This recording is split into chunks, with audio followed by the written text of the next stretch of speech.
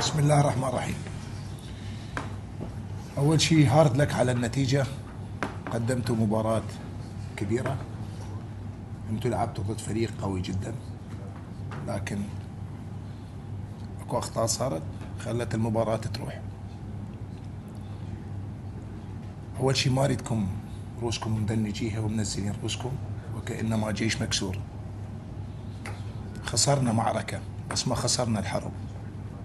الحرب ما تزال موجودة، تعتمد اليوم على نتيجة أوزبكستان. إذا أوزبكستان فازوا ذاك الوقت راح تكون عندكم فرصة أخرى. أوكي؟ لذلك لازم نرجع إلى وضعنا الطبيعي ونرجع نكون قاتل بالملعب حتى نحتفظ بالمقعد الخامس واللي هو نستحقه احنا.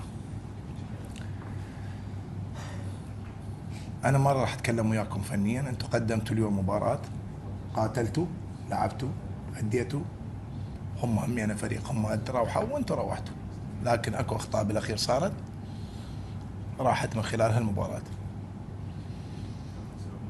المهم أنه ماكو شيء اسمه، خلوا في راسكم، ماكو شيء اسمه فريق أقوى من عندكم.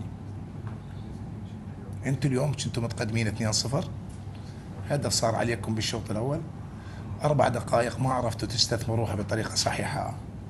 4-3 كان المفروض تستثمر بطريقة صحيحة حتى تسجلون بها أهداف، لكن أكو لعب سلبي أكثر من اللازم. لذلك هذا الشغل الفني يتكلم وياكم المدرب باكر. من خلال نتائجكم الطيبة ما عندي كلمة إلا أقول بارك الله بكم وبيض الله وجوهكم إن شاء الله. وصراحة أنا أعرض لك ومتأسف لهذه النتيجة، بس ممكن التعويض بالمباراة القادمة، لأن اللعب إذا اللعب مثل هذا اللعب اللي شفناه، لا تنسون مثل ما قال الأخ كابتن عدنان، أنتم لعبتوا على أرض الخصم وفريق قوي جدا مهاري، ومع ذلك اجيتوا تغلبوه يعني.